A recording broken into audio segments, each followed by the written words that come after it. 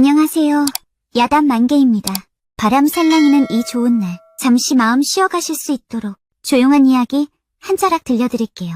편안히 앉으셔서 함께 해주세요. 옛날 한양 변두리에 수철이라는 가난한 청년이 있었습니다. 수철이네는 한때 양반 가문이었지만 지금은 몰락해 궁핍한 처지였지요.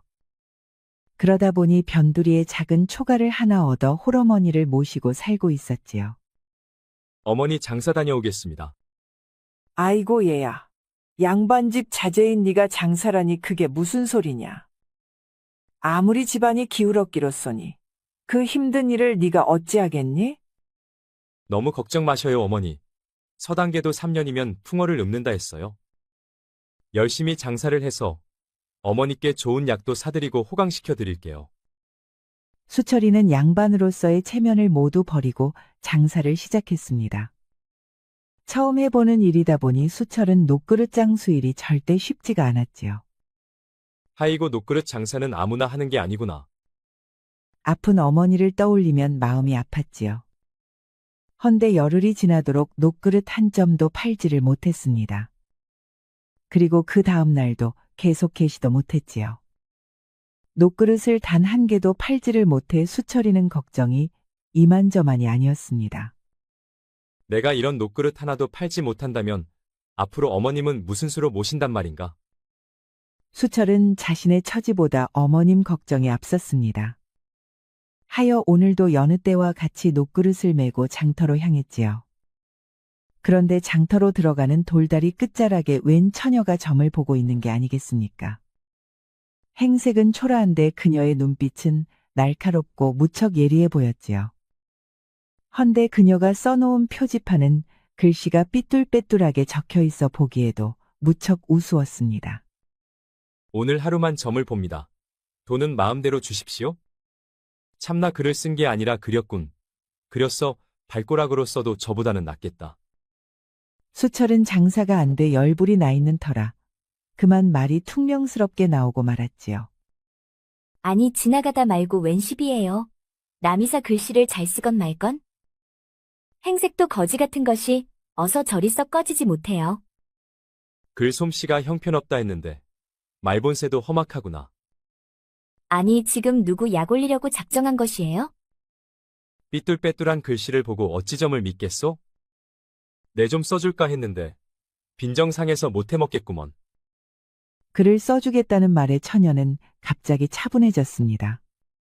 붓글씨를 잘 쓰시나요? 아 그리야. 내가 가장 잘하는 것 중에 하나지. 그럼 내 표지판에 똑부러지게 써줄 수 있나요? 흥, 좀 전까지는 잡아먹을 듯 덤비더니만 갑자기 왜 이렇게 상냥해진 것이오? 아 그야 그땐 시비를 거니까 그렇지요. 요까지 먹은 마당에 맨입으로는 안 되지. 글을 써주면 내게 무엇을 줄 것이오? 처녀는 곰곰이 생각을 하더니 손바닥을 탁 쳤지요. 잘만 써주면 내가 점을 봐주겠어요. 어디서 주워들은 것으로 점쟁이 흉내나 내는 게요? 거참 맨날 속고만 살아왔나요? 좋소. 한번 속는 셈 치고 점 한번 보겠소. 수철은 점보는 처녀 앞에 정좌를 하고 앉았습니다. 그러자 그녀가 말했지요. 잠시 손 좀 내보시오. 수철이 처녀에게 손을 내밀자 처녀는 수철의 손을 잡고 손금을 보았습니다. 그리고 그의 얼굴을 유심히 살펴보았지요. 당신 내일이면 이 장터에서 쫓겨날 팔자군요. 뭐시라? 아니 내가 쫓겨난다니 그게 무슨 말이냐? 당신이 외상으로 가져온 물건을 제때 팔지 못하니 상단 점주는 당신을 더 이상 쓸모없다 생각할 것이어요. 처녀의 말에 수철은 귀신 같다는 생각이 들었습니다. 그렇지 않아도 녹그릇을 팔지 못해 내일이면 쫓겨날 판이었지요. 그럼 이제 어찌하면 좋겠소? 이제 내 말에 관심이 가시나요? 그럼 표지판부터 써오시지요. 내 것 써줄 터이니 먼저 말해주면 안 되겠소? 이래도 순서가 있는 법입니다. 서로 하나씩 주고 받도록 하지요. 수철은 불이 나게 표지판을 썼습니다. 글 솜씨 하나는 기가 막히는군요.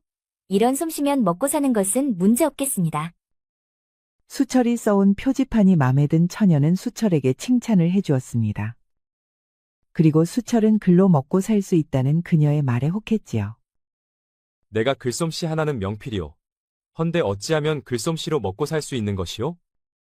그 말에 처녀의 입가에는 미소가 흘렀습니다. 그리고 그녀는 실눈을 가늘게 뜨고 말했지요. 먼저 녹그릇 장사는 버려야 합니다. 선비님은 쇠붙이와 상극이어요. 그렇다면 나는 무엇하면 되겠소? 헌데 처녀는 갑자기 빙글빙글 웃기만 하는 것이었죠. 답답하구려. 그러지 말고 빨리 말해주시구려. 당신은 그저 나만 따라다니면 되어요. 아니, 당신을 따라다니라니 그것이 무슨 말이오? 점쟁이는 눈으로 보고 입으로 팔고 귀로 훔쳐듣지요. 그러니 저는 입으로 장사를 하고 선비님은 붓으로 장사를 하면 되는 것이어요. 나는 무슨 말인지 도통 알아들을 수가 없구려. 아, 그러니까 제가 점사를 볼 때 제 옆에서 부적을 만들어주면 된다는 것이에요. 아니, 나보고 점쟁이 처녀 당신 밑으로 들어가라 이 말이오? 밑으로 들어갈 게 뭐 있나요? 같이 동업을 하는 것이죠. 수철은 처녀가 눈치도 빠르고 입심도 세고 하니 가능성은 없지 않아 보였습니다. 그리고 그녀의 당당함과 자신감이 왠지 믿음도 갔지요. 허나 그녀가 정말 실력이 있는 사람인지 확신은 없었습니다. 수철 자신의 문제는 우연히 맞췄을 수도 있다고 생각했지요. 왜 자신이 없나요? 저랑 함께라면 하루만 해도 천냥을 벌 수 있어요. 아니, 그 말이 사실이오. 속고만 사셨나요? 절 못 믿으면 누굴 믿겠어요? 처녀의 말에 수철은 곰곰이 생각해 보았습니다. 처녀 말대로 안 된다 해도 손해보는 것은 전혀 없었지요. 단 조건이 있습니다. 조건이라 그게 무엇이오? 천냥이 모이면 저와 혼인해야 합니다. 아니, 혼인이라니? 만난 지 2시즌도 안 되었소. 그런데 어떻게 혼인 이야기를 할 수 있단 말이오? 싫으면 지금까지 있었던 이야기는 없었던 걸로 하지요. 잘 가시지요? 처녀가 돌아서 가려 하자 수철은 자신도 모르게 그녀의 소매를 후다닥 붙잡았습니다. 아니, 누가 싫다 했나? 생각할 시간이 필요하다 말하려던 참이었소. 허참, 이렇게 바쁜 시대의 생각은 무슨 생각이에요? 이거다 싶으면 얼른 잡아야죠. 처녀의 말에 수철은 잠시 생각하는 듯 하더니 조심스럽게 입을 열었습니다. 그렇게 하겠소. 속는 셈치고 당신한테 한번 내 운명을 걸어보겠소. 천냥이 안 모이면 혼인할 일도 없으니 수철은 손해볼 게 없다고 생각했습니다. 그리고 또 천냥이 모인다면 그것은 처녀의 능력이 탁월하다는 것이니 어머님을 모시고 평생 먹고 사는 일은 걱정하지 않아도 된다고 생각했지요. 시원시원하게 말씀 잘하셨습니다. 전호량이라고 해요? 월양은 원래 기방 출신이었지요. 하여 어려서부터 수많은 사람들을 접하면서 볼 것 못 볼 것을 죄다 보았지요. 그러다 보니 사람 보는 눈은 아주 도같았습니다. 하여 월양은 자연스럽게 관상쟁이가 되어버렸지요. 거기다 머리까지 비상하니 눈치코치가 100단도 넘었습니다. 하여 제대로 공부한 관상쟁이를 뺨칠 경지에 이르른 것이지요. 헌데 기방 생활도 길게 가지 못했습니다. 그녀가 성인이 될 무렵부터 술 취한 사내들이 허구한 날 집적거렸으니까요. 기방의 점주도 월양에게 기생이 될 것을 계속 강요했지요. 견디다 못한 월양은 기방을 나와 한양 장터거리에 돗자리를 깔게 되었습니다. 그러고 그 첫째 날 수철을 만났던 것이었지요. 나는 수철라하오. 본시 양반 가문의 자제였으나 가문이 몰락해 지금은 이 모양 이 꼴이오. 벌써 알아봤어요. 양반이 아니고서야 그런 글씨가 나올 리 없지요. 그리고 선비님은 제 서방이 될 팔자예요. 아니, 덮어놓고 그렇게 말하면 나보고 어쩌란 말이오. 내게도 마음의 준비를 할 시간이 좀 필요하지 않겠소. 준비를 하든 말든 그건 알아서 하시고 당신은 내 곁을 떠나서는 상거지가 되던지 굶어 죽을 팔자이니 그리 아세요. 참나 이 처녀가 왜 이리 급하오. 우물에서 숭늉 찾겠구려. 그렇게 두 사람은 천냥을 걸고 혼인을 약조하였답니다. 그리고 다음 날 일찍 두 사람은 장터거리에서 다시 만났지요. 그들은 누렇고 허름한 천막을 치고 말뚝을 밟기 시작했습니다. 자, 오늘 하루만 점을 본다. 돈은 마음껏. 이 정도면 되었소? 그 밑에 작게 추가로 적으셔요. 나이 30 미만은 출입 금지. 그건 또 뭔 소리인가? 나이로 사람을 거른다니? 세상에서 제일 불안한 족속이 뭔지 아시나요? 그게 누구요? 나이는 찾는데 시집장가도 못 가는 양반들이에요. 그리고 일이 뜻대로 되지 않아 주저앉기 직전의 사람들이죠. 그 말에 수철은 월양을 흘깃 쳐다보았습니다. 그녀는 단순히 점을 보는 게 아니라 사람의 속 마음을 읽는 도사였지요. 수철은 천막 앞에 아주 멋지게 쓴 간판을 걸었습니다. 보기에도 간판은 아주 그럴싸해 보였지요. 자, 이제부터 그대는 내가 알려준 대로 부적을 그리기만 하면 되어요.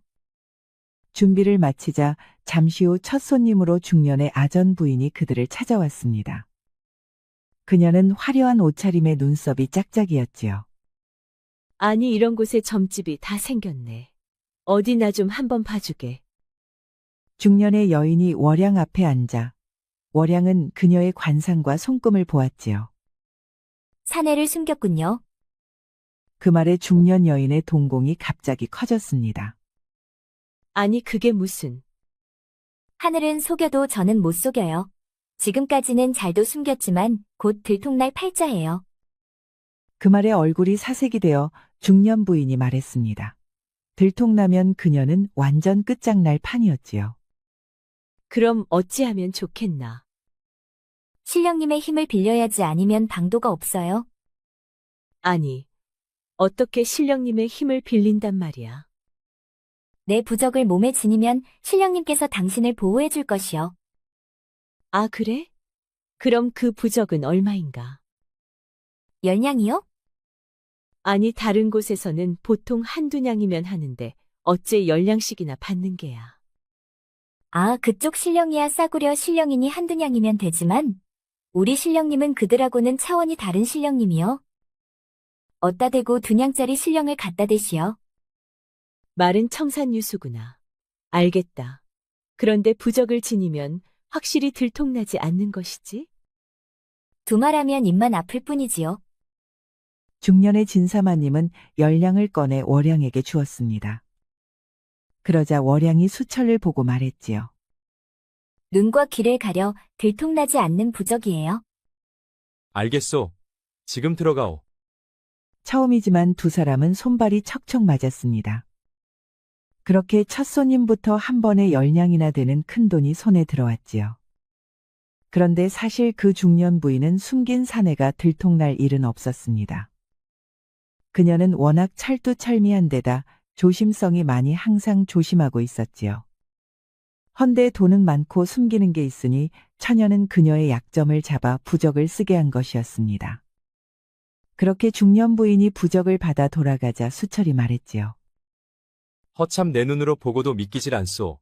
열량을 벌기 위해 녹그릇을 메고 여러 개의 마을을 돌아도 될까 말까 한데 앉은 자리에서 열량을 벌다니. 이리만 되면 천냥은 불가능한 일도 아닐 것 같소. 하하. 이제야 제 말을 믿겠나요? 서방님, 저와 혼인할 준비나 하고 계시오. 또 그 소리, 그 얘기는 일단 천냥이 되면 그때 합시다. 그리고 잠시 후 두 번째 손님으로 중년의 사내가 찾아왔습니다. 그 다음에는 관연한 딸을 가진 포졸이 찾아왔지요. 그리고 장안에 소문이 났는지 점점 사람들이 많이 찾아왔습니다. 들었어? 저기 저 점쟁이 처녀가 천막에서 귀신같이 점을 본다더구만.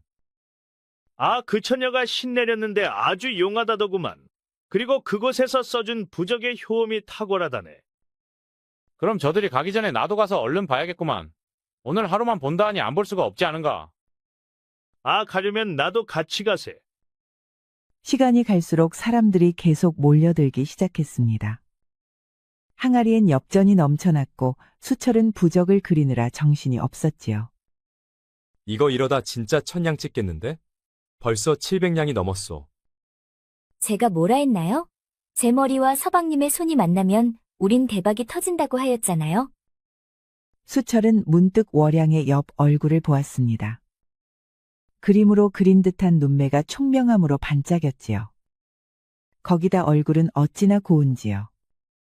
점을 보는 것만 아니라면 선녀라고 해도 믿을 지경이었습니다. 당신이라는 사람 도대체 어떤 사람이요? 수철은 사람들의 점을 봐주고 있는 그녀를 옆에서 지켜보며 그녀에 대한 관심이 커졌습니다. 그녀는 보면 볼수록 신기하고 신비스러웠지요. 두 사람은 신나게 돈을 벌어들였지요. 어느새 해는 서쪽으로 기울고 동쪽 하늘에는 둥근 달이 뜨고 있었지요. 98, 99, 10량짜리 부적을 100개 팔았으니 딱 1000량이로고. 그럼 이만 접도록 할까요? 서방님 호호. 아직도 영업을 더 할 수는 있었지만 월양은 영업을 중단했습니다. 오늘은 이제 끝이에요. 남아있는 손님들은 아쉬워하며 발걸음을 옮겼습니다. 두 사람은 천막을 정리하고 월양이 묵고 있는 주막집으로 향했습니다. 그리고 그들은 천냥이 가득 든 엽전자루를 앞에 두고 서로 마주 앉았지요. 이렇게 하루 만에 1000량을 벌 줄이야 정말 믿기지가 않소. 서방님, 이제야 제 능력을 믿으시겠나요? 능력은 믿지만 이제 앞으로는 어떻게 할 것이요? 약속대로 우리는 혼인을 해야 해요. 그럼 혼인하고도 그대는 계속 점을 볼 것이요? 수철 말에 월양은 잠시 눈을 감았습니다. 그리고 잠시 후 진지하고 단호한 눈빛으로 수철을 보며 말했지요. 이 돈으로 상단을 인수할 것이에요. 아니 장사를 해보았소? 한 번도 해본 적 없지요? 장사 경험이 없는데 어떻게 상단을 운영할 심산이요? 제게 다 생각이 있어요. 서방님께선 저만 따라와 주시면 된답니다. 그리고 우리 혼인은 일단 약조만 하고 혼례는 추후에 올리도록 하지요. 뭐가 뭔지 도통 모르겠구려. 허나 그대가 상단을 인수한다 하니 그럴 만한 계획이 있을 것이란 생각이 드오.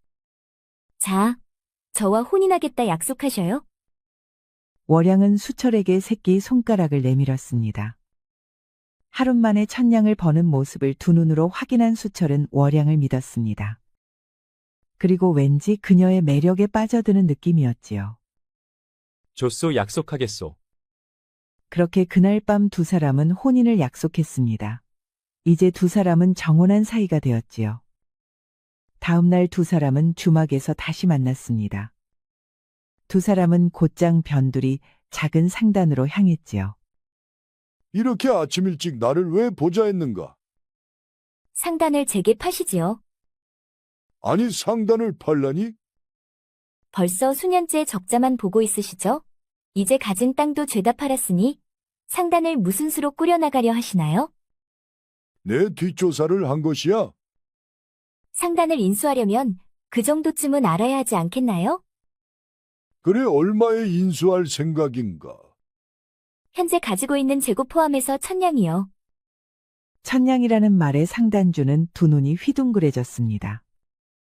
그 돈이면 망해가는 상단치고는 충분한 값이었지요. 좋네. 당장 상단을 넘기겠네.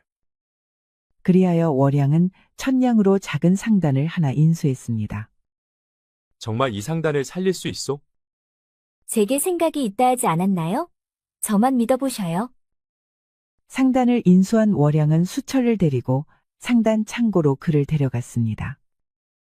그러자 그곳에는 청나라 도자기가 수북히 쌓여 있었지요. 아니 이것은 청나라 도자기가 아니오. 노그릇 팔던 분이 도자기는 어찌 아시나요? 노그릇 팔면서 보고 들은 게 있다오.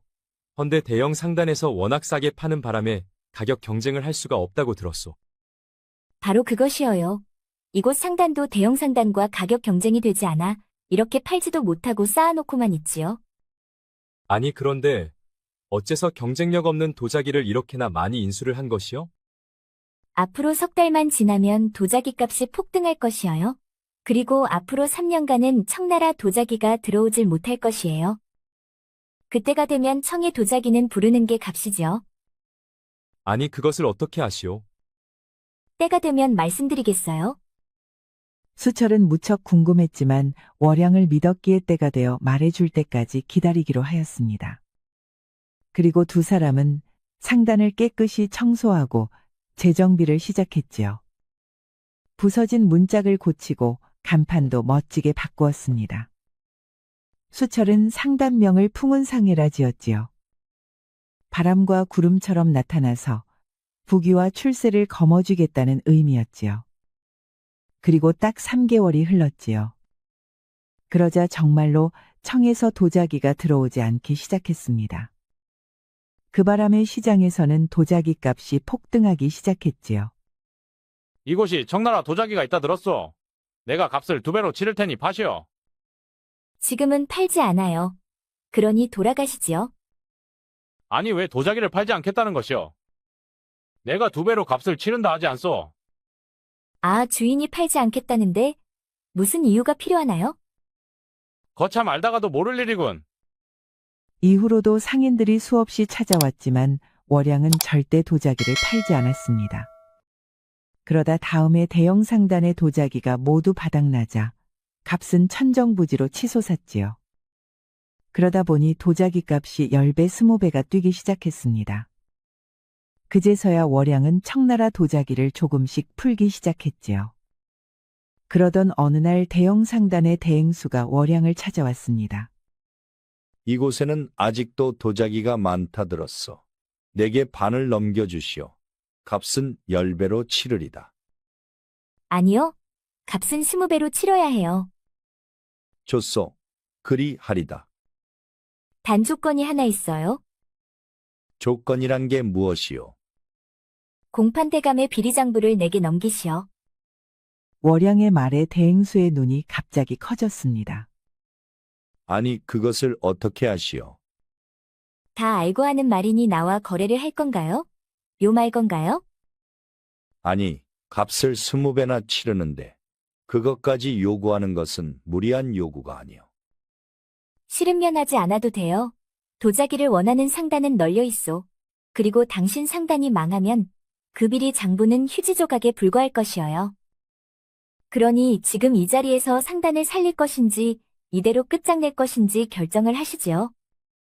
월양의 단호함에 대형 상단 대행수는 별다른 뾰족한 수가 없었습니다. 도자기를 확보하지 못하면 그의 상단도 파산할 지경이었지요. 줬소 넘겨주겠소. 단 내가 줬다는 것은 비밀로 해주시오. 그거야 물론이에요. 당연히 비밀에 붙여드리지요. 그리하여 월양은 쌓아놓은 도자기의 반을 대형 상단에게 넘기고 막대한 돈과 공판대감의 비리장부를 넘겨받았습니다. 대형 상단주는 만에 하나를 대비해 공판대감의 비리장부를 손에 쥐고 있었던 것이었지요. 어느새 월양과 수철의 상단은 한양에서 5손가락 안에 들 정도로 거대한 상단이 되어 있었습니다. 그런데 공조판서의 비리 장부는 왜 필요한 것이오? 이것 또한 때가 되면 말씀드리지요. 수철은 그 또한 궁금했지만 그녀를 믿었기에 말해줄 때까지 기다리기로 했습니다. 지금부터는 도자기를 판 돈으로 전국에서 쌀을 사모으지요. 아니 수만 양이나 되는 돈을 전부 쌀을 사모으란 말이오? 맞아요. 내년이 오기 전에 최대한 사모아야 할 것이에요. 아, 알겠소. 대체 무슨 이유로 쌀을 사라 하는지 모르겠지만 내 그리하겠소. 수철은 그녀를 믿었습니다. 그러니 그녀가 시키는 대로 했지요. 한편 월양은 공판대감의 비리장부에서 한 장을 뜯어서 그를 찾아갔습니다. 허허, 요새 한양에서 돈을 제일 잘 번다는 대행수가 내 집에는 어쩐 일인가? 내 대감을 살려주고자 찾아왔습니다. 아니, 나를 살리다니 그게 무슨 말인가? 자, 이것을 한번 보시지요. 공판대감은 월양이 내민 뜯어내 장부를 보았습니다. 그리고 그 순간 그의 두 눈이 휘둥그레졌지요. 아니, 이것을 어떻게? 그러니 내가 뭐라 했습니까? 대감을 살리러 왔다 하지 않았소. 만에 하나 이것이 다른 이의 손에 들어갔다면 대감의 목이 달아날 수도 있지 않겠습니까? 아니, 이것을 어떻게 손에 넣었는가? 그렇지 않아도 이것이 없어서 한참을 찾았네. 우연히 손에 넣게 되었습니다. 제 부탁을 하나 들어주시면 장부원장을 온전히 가져다 드리지요. 그래, 그 부탁이란 게 무엇인가? 영모제로 세상을 떠난 발기수 대감을 아시지요? 아니 그 일은 왜 꺼내는 겐가? 그분께서 모함을 받아 영모제가 되었다는 것도 잘 아실 것이요. 이제 그분의 명예를 공판대감께서 찾아주셔야겠습니다.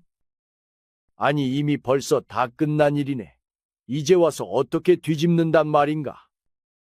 그분께 모함을 씌웠다는 진술과 함께 상소문이 임금께 전달되었습니다. 곧 있으면 임금께서 의금부 사건을 재조사하라는 명이 공판대감께 떨어질 것이에요. 그럼 그때 공판대감께서는 진실만 제대로 밝혀주시면 됩니다. 허참, 단순한 장사치로만 알았는데 그대가 왜 이런 일에 나서는지 모르겠군.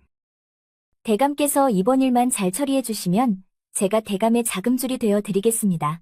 대감께서도 삼정승이 한번 돼봐야 하지 않겠습니까? 거참 병 주고 약 주고 사람 놀래키는 재주가 있구만. 좋네. 그 약속 꼭 지키시게. 알겠습니다. 이제 우린 한 배를 탄 것이에요. 그렇게 월양은 공조 판서와 거래를 약속했습니다. 월양이 억울함을 밝히고 명예를 찾아달라 부탁한 발기수 대감은 다름 아닌 수철의 아버님이었지요. 그럼 저는 대감만 믿고 이만 돌아가겠습니다. 다시 상단으로 돌아온 월양은 도자기의 재고를 파악하며 수철이 사들이고 있는 쌀을 점검했습니다. 그들의 풍운 상회 창고에는 쌀이 점점 쌓여가고 있었지요. 그 후로 한 달이 흘렀습니다. 임금은 공조 판서를 불러 영모 사건을 지시하라는 명을 받았지요. 거참 그 여인 알다가도 모를 일이군. 주상께서 재조사를 시킬 것을 미리 알고 있다니. 그리하여 공조 판서는 직접 사건을 진두지휘하며 조사에 들어갔습니다. 그러자 수철 아버님의 사건이 재조사 들어간 것을 확인한 월양은 자신이 있었던 기방을 찾아갔지요. 아니, 네가 어쩐 일로 나를 찾아온 것이냐? 빚을 갚으러 왔습니다. 빚이라 내 어미를 말하는 것이냐? 그렇습니다. 제 어머님의 빚이 20냥으로 알고 있습니다. 제가 20냥에 1000냥을 더 드릴 테니 기방을 내게 넘기시오. 시세로 500냥밖에 않는 기방을 1000냥에 넘기라니 기방주의는 동공이 커졌지요. 정말 네가 돈을 많이 벌긴 벌었나 보다. 시세보다 2배로 주겠다 하는 것을 보니. 어쩔 참이요? 제 어머님만 모셔갈까요? 아니면 1000냥을 가져다 드리리까? 네가 그렇게까지 후하게 주는데 굳이 안 팔 이유가 없지. 그리하여 월양은 자신이 태어나고 자란 기방까지 인수를 했습니다. 그리고 어머님을 모시고 자신이 살고 있는 커다란 기와집으로 모셨지요. 아이고, 얘야. 네가 이렇게 성공할 줄은 미처 몰랐구나. 네가 똑똑한 줄은 알았지만 이렇게 성장할 줄이야. 어머니 이제 편하게 사셔요. 어머님 수발 들어줄 몸종도 새로 뽑았어요. 월양의 어머니 눈에는 눈물이 맺혔습니다. 기생집의 몸종으로 팔려와 월양을 낳고 인고의 세월을 견뎌야만 했지요. 어머니를 기와집으로 모신 월양은 기방의 가장 큰 언니 영란을 상단으로 불렀습니다. 어서 와요, 영란 언니. 하이고야, 이게 다 무슨 일이고 네가 기방까지 인수를 다 하다니. 언니가 앞으로 해줘야 할 일이 있어요. 그래 말만 하렴. 이젠 네가 주인이니 뭐든 시키는 대로 다 하마. 앞으로 기방은 언니가 맡아 운영해줘요. 대신 기방에서 나오는 정보는 하나도 빠짐없이 제게 전해주셔야 해요. 그런 거라면 내 얼마든지 할 수 있지. 그래도 네가 나를 잊지 않고 이렇게 불러주니 참으로 고맙다. 월양은 평소 자신에게 특별히 잘해주었던 언니에게 기방의 운영을 맡겼습니다. 그리고 그녀를 통해 기방을 찾는 손님들의 이야기를 죄다 수집하기 시작했지요. 손님들 중에는 고관대작부터 장사꾼 그리고 외국과 무역하는 사람들도 많았습니다. 그리고 해가 바뀌어 풍운상단의 창고는 10개로 늘어났는데 그곳에는 쌀들로 가득했지요. 저 처녀가 도자기를 팔아 재산을 모으더니 미쳤군 미쳤어. 그러게 말이오. 무슨 놈의 쌀을 저리도 많이 사들인단 말이오. 저러다 한순간에 쫄딱 망하겠구만. 아, 그러니 옛말에 암탉이 울면 집안이 망한다 하지 않았는가? 사람들과 장사꾼들은 월양이 쌀을 잔뜩 사들이자 다들 그녀가 미쳤다고 손가락질했습니다. 하지만 월양은 전혀 개의치를 않았지요. 그리고 해가 바뀌고 꽃피는 봄이 온 어느 날 월양과 수철은 집무실에서 마주 앉았습니다. 드디어 쌀을 모두 사들였소. 고생했어요? 서방님, 그런데 괜찮겠소? 이렇게 많은 쌀을 다 어찌할 것이오? 이제 곧 있으면 가뭄이 들어 모든 곡물이 말라 비틀어질 것이요. 그럼 장사치들이 가마를 끌고 우리 상단에 심리는 줄을 설 것이에요. 아니 그 말이 정말인가? 정말 하늘의 기운도 읽는 것이오. 이제 때가 된 것 같아요. 그동안 못다한 이야기를 해드릴게요. 월양은 수철을 붙들고 천천히 입을 뗐습니다. 그녀가 기방에 있을 때였지요. 어느 날 도령 수철이 동문들과 기방을 찾았었습니다. 그때는 그의 가문이 몰락하기 전이었지요. 그녀는 수철을 처음 본 순간 사랑에 빠지고 말았습니다. 헌데 자신은 천안기생이었고 그는 명문 양반 가문의 자제였지요. 그녀는 신분의 벽에 가로막혀 밤마다 눈물로 밤을 지새웠습니다. 그러던 어느 날 그의 가문이 역모에 휘말려 몰락했다는 말을 듣게 되었지요. 이것은 하늘이 내게 준 기회야. 월양은 그때부터 자신이 하리를 본격적으로 찾기 시작했습니다. 자신이 사랑한 수철을 위해 한몸 바치기로 작정을 했지요. 그의 가문의 명예를 회복시켜주고 수철에게 꼭 필요한 사람이 되리라 맹세했습니다. 그리하여 그녀는 기방에 있으면서 손님들 이야기 속에서 수많은 정보를 수집했지요. 그러던 어느 날 무역상들의 이야기 속에서 청나라 노예의 전염병이 번지고 있다는 말을 들었습니다. 그렇다면 머지않아 도자기 값이 폭등할 것이라 그녀는 예견했지요. 그리하여 망하기 직전에 녹그릇 상단을 사들일 천냥이 필요했습니다. 그리고 그 천냥을 만들기 위해 기방을 나와 수철이 지나는 골목에 자리를 깔고 그와의 인연을 일부러 만든 것이었지요. 아니 그럼 일부러 내게 접근한 것이었소? 실로 그러합니다. 저과 서방님의 운명은 뗄래야 뗄 수 없어요. 함께 있어야만 빛을 발하는 운명이라 이것이죠. 지나고 보니 월양의 말이 맞았습니다. 그런 것 같구려. 그런데 말이오 올해 가뭄이 들어 흉작이 될 것이란 것은 어찌 아셨소? 그것은 우리 기방을 찾았던 손님 중에 도닦은 스님이 한 분 계셨습니다. 그분께서 제게 넌지시 가뭄이 들 것을 알려주셨지요. 어허 그랬구려. 그러고 보니 당신은 모든 것을 정보를 통해 이루었구려. 그래서 기방도 인수를 한 것이고. 수철은 월양의 신분이 비록 천하나 그녀의 비범함은 양반네들도 못 따라갈 정도라는 것을 알았습니다. 수철은 월양과 1년을 같이 일하면서 그녀를 진심으로 사랑하게 되었습니다. 이제 그에게 월양의 신분은 무의미해졌지요. 나도 이제 때가 된 것 같소. 내게 혼인을 하자고 먼저 말한 것은 당신이지만 나도 그대에게 진심을 말하고 싶소. 지난 1년간 당신과 함께 일하면서 진심으로 좋아하게 되었소. 나와 혼인해 주시오. 제가 어찌 서방님의 말씀을 거역하겠어요. 저와 제 모든 재산은 서방님의 것이어요. 그런데 그때 공조판서의 신복이 월양을 찾아왔습니다. 대감께서 대행수에게 이것을 전하라 하셨소. 월양과 수철은 공조판서의 문서를 펼쳐보았습니다. 그러자 그곳에는 수철 아버님의 무고함을 밝히고 명예를 회복한다는 내용의 판결문이었지요. 임금께서 직접 직인한 문서였습니다.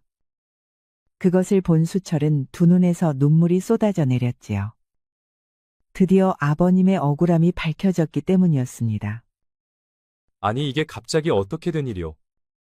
그것은 대행수께 물어보시오. 당신네 상단의 대행수가 저희 대감을 직접 찾아와 거래한 것이오.